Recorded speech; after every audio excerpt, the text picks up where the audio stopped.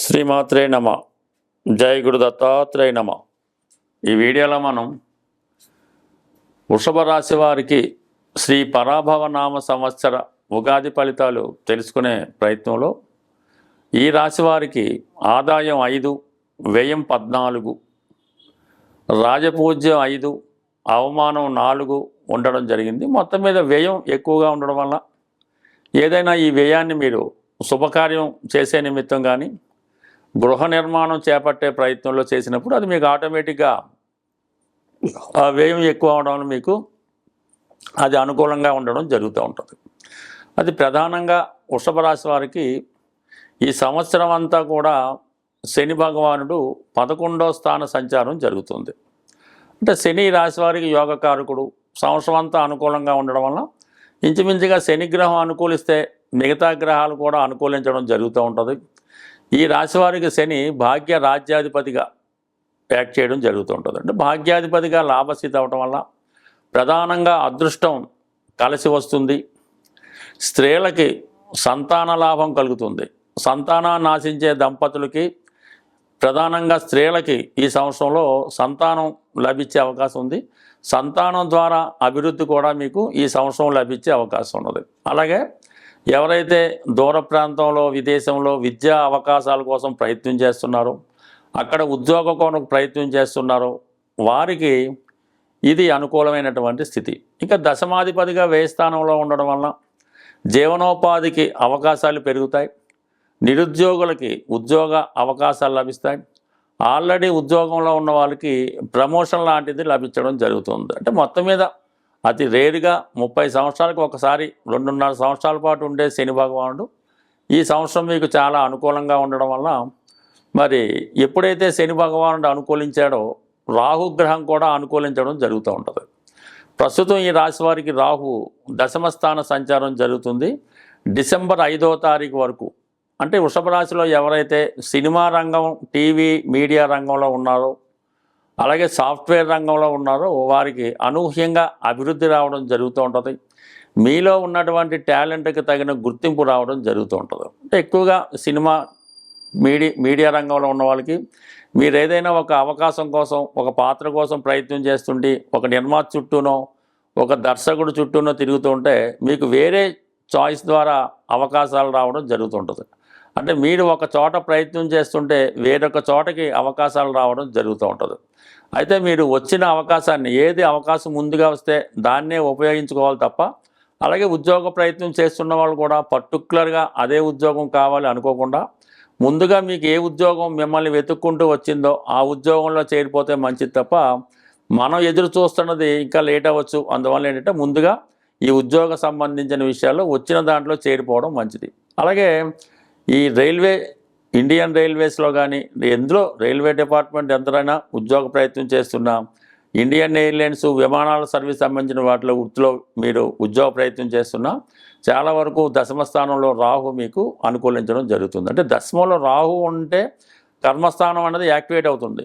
రాహు అక్కడ పెద్ద పెద్ద పరిశ్రమలకి, పెద్ద పెద్ద యంత్రాలకి, పెద్ద పెద్ద ప్రభుత్వాలకి కారణమవుతుంటాడు. కాబట్టి అటువంటి సంస్థల్లో మీకు ఉద్యోగం లభించే అవకాశం ఉంది. అయితే దశమాధిపతిగా ఉన్నటువంటి శని అంటే రాహు యొక్క డిపాజిటరు 11వ స్థాన సంచారం వల్ల మీకు ఈ క్రియ మరింత సులభం అవుతుంటుంది అన్నమాట. అంటే రాహు మీకు 11వ స్థాన ఫలితాలు, లాభ ఫలితాలు ఇవ్వడం జరుగుతుంది. మొత్తం మీద ఈ వృషభ రాశి వారికి అటు రాహు శని యోగించడం వల్ల ప్రధానంగా వృత్తిపరంగా స్థిరపడాలనుకున్న వారికి ఈ సంవత్సరం 100కి 100 స్థిరపడటం జరుగుతూ ఉంటుంది.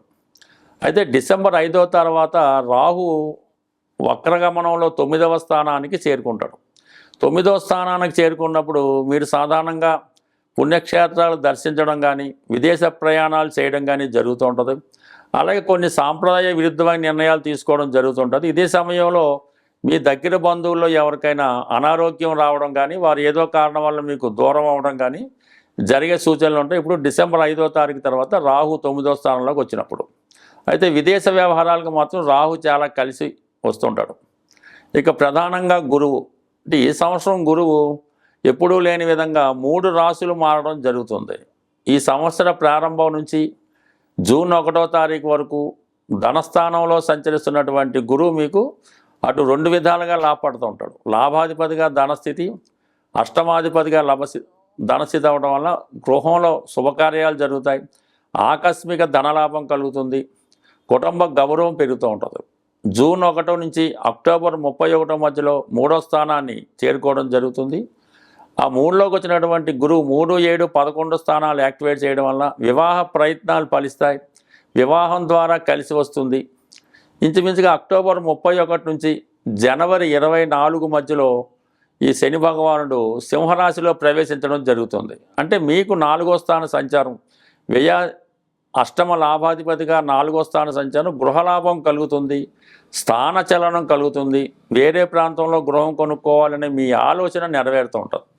ఇంచుమించుగా జనవరి 24న తిరిగి గురుగ్రహం కర్కాటక రాశిలో ప్రవేశించడం, మొత్తం మీద గురుగ్రహం ఏ భావంలోకి వచ్చినా సరే వృషభ రాశి వారికి అనుకూలిస్తే ఈ సంవత్సరం అటు వివాహానికి అలాగే సొంత గృహానికి కూడా గురువు మీకు అనుకూలంగా ఉండడం జరుగుతుంది. ఇక కేతువు 4వ స్థానంలో ఉండడం చాలా వరకు విద్యార్థులు చదువు మీద శ్రద్ధ ఎక్కువ పెట్టవలసి ఉంటుంది. స్వస్తి.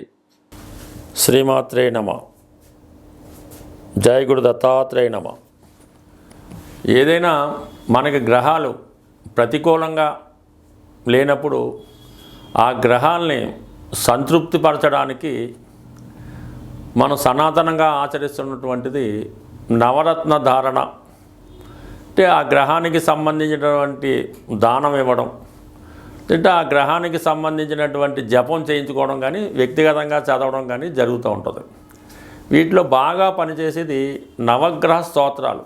అంటే మనకి జపాకుసుమ సంకాసం అది ఉంటుంది కదా, అక్కడ నుంచి 9 అంటే చివరి కేతు వరకు కూడా 9 నవగ్రహ శ్లోకాలు పారాయణ చేయడం వల్ల తొందరగా ఫలితం రావడం జరుగుతూ ఉంటుంది. అంటే పారాయణ చేసే విధానంలో సింపుల్ పద్ధతి, అంటే మా గురువుగారు చెప్పిన పద్ధతి ఏంటంటే, మనకి ఏదైనా ఒక గురుగ్రహం అనుకూలంగా లేదు, అప్పుడు ముందుగా నవగ్రహ స్తోత్రాలు 9 కూడా ఒకసారి చదవడం, ప్రత్యేక గురుగ్రహం యొక్క స్తోత్రాన్ని ఒక 41 సార్లు చదివి మళ్ళీ తిరిగి 9 నవగ్రహ స్తోత్రాలు చదవడం వల్ల మనకి ఆ గ్రహశాంతి జరిగే అవకాశం ఉంటుంది.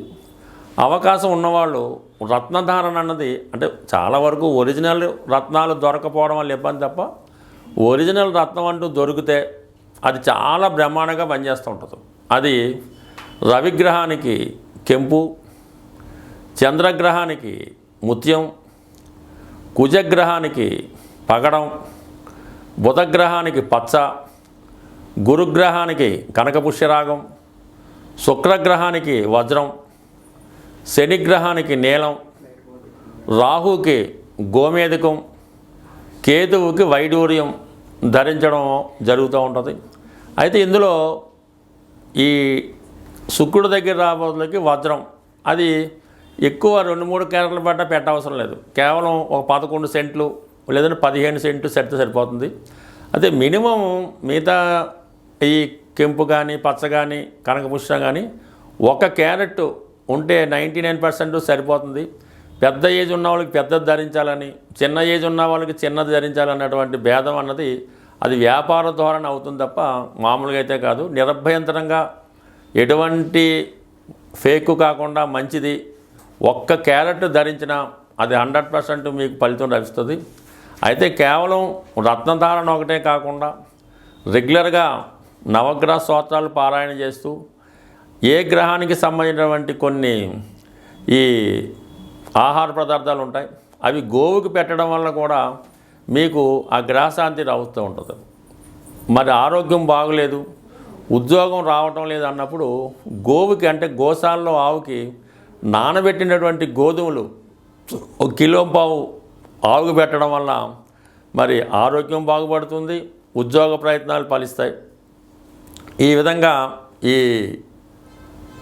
ఆవుకి ఆహారంగా పెట్టడం, ఈ విధంగా అనేక రకాల పరిహారాలు ఉంటాయి. చాలా ఈజీగా, ధనం ఇబ్బంది ఉంది, ఆర్థికపరంగా బాగా చిదిగిపోయాం, ఏ దారి కనబట్టలేదు అనుకున్న వాళ్ళు ఒక కొద్దిపాటి చిన్న రెమెడీ చేసి చూడండి, బ్రహ్మాండంగా పనిచేస్తుంది. ఏంటంటే ఒక 100 గ్రాములు గోధుమ నూక, అందులో ఒక 100 గ్రాములు పంచదార కలిపి, ఒక 100 గ్రాములు నెయ్యి, ఈ 3 కలిపి చక్కగా ఒక ఉండలాగా లడ్డులాగా పౌడర్లా చేసి, ఆ పౌడర్ని చీమలు ఉన్న ప్రదేశంలో, ఏ చీమలన్నా పర్లేదు, ఆ చీమలు ఉన్న ప్రదేశంలో మంగళవారం రోజు ఆ చీమలకు ఆహారంగా వేయడం వల్ల ఈ విధంగా మీరు ఒక 8 వారాలు చేయడం వల్ల ఎంత గొప్ప ఆర్థిక సమస్య అయినా 100కి 100 పాళ్ళు పరిష్కారం అయ్యే అవకాశం ఉంది.